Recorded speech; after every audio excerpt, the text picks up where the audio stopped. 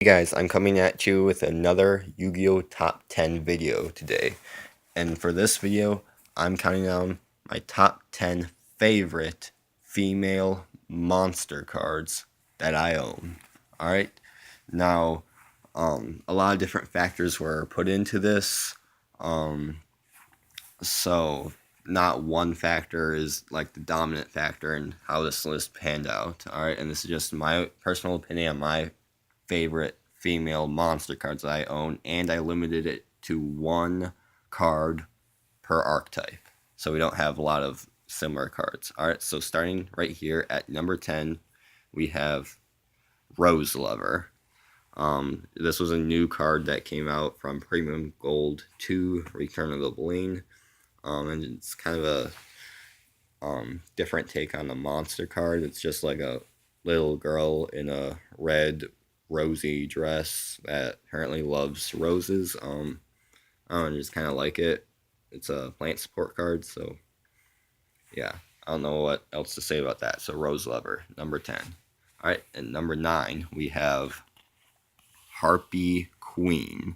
All right, she's pretty high attack for a Harpy card at level 4.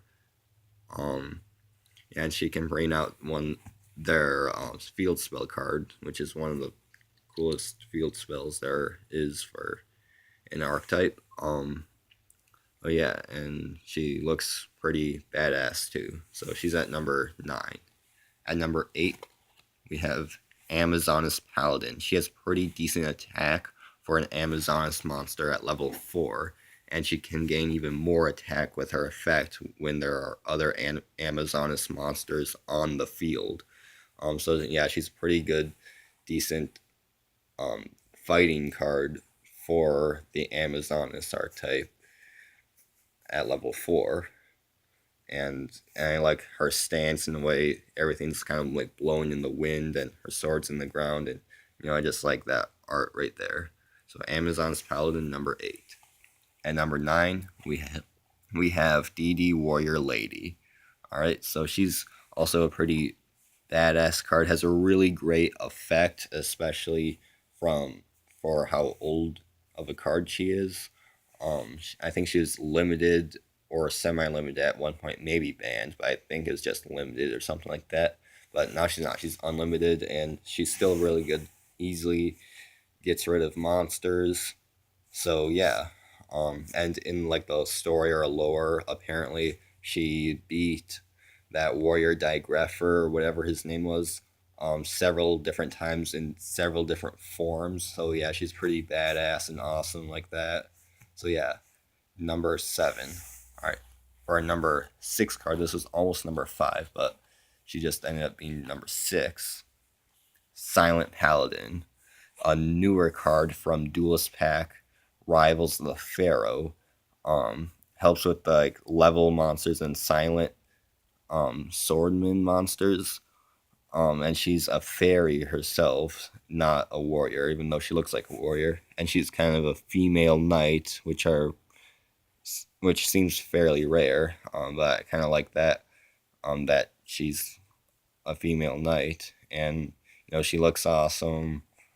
So yeah, I like her artwork and stuff. I'm not really sure what else to say about her, but she's another silent card. So she's right there at number 6. Now we're moving on to the top 5. And at number 5, we have Freya, the Spirit of Victory.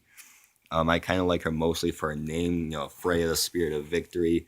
I kind of like to say, like, having at least one copy of her in my deck will give me a luck advantage a little bit, because she'll bring me victory, is what I like to say sometimes. Even though it's not always true, but it's kind of fun card. I like her mainly because of her name. She's like a cheerleader card. She can't be destroyed when there's another fairy on the field by battle, that is. And she can increase fairy monsters' attack, so she's a decent fairy support card, not the best. But yeah, Freya, Spirit of Victory, number 5. At number 4, we have Magician of Faith, a very old school card that Taya Garner in the original series said was her favorite card. So yeah, every time I look at her, it kind of reminds me of Taya Garner from the original series, and it reminds me of, like, the original series itself. And so really has a really decent effect is select one spell card in your graveyard and add it to your hand.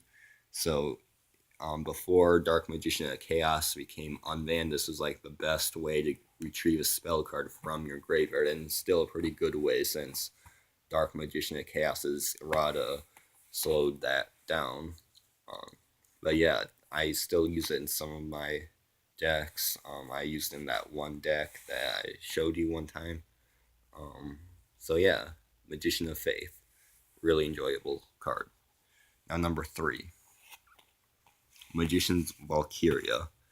This one was first introduced in Yu-Gi-Oh! The movie, um, and she's really good for making sure that your opponent cannot destroy any spellcaster type monsters. If you put like Messenger of Peace or Mist Body on her or something like that, then she can't be destroyed by battle or even attacked.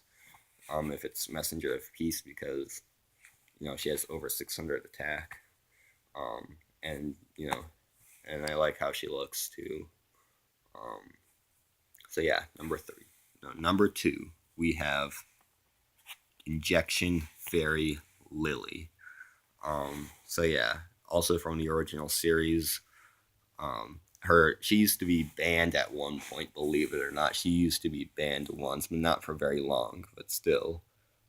She has a really decent effect. It takes a whole 2,000 attack or life points to use her effect, but if you can get a direct attack, it's well worth it, depending on how many life points you have left, but especially if it's for the win.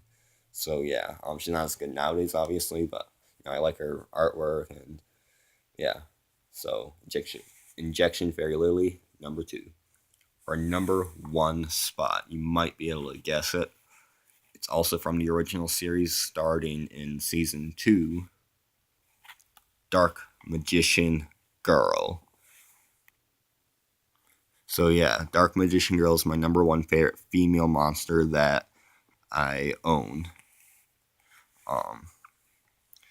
Yeah, she's decent with Dark Magicians and stuff because she gains life points off of them when they're in the graveyard.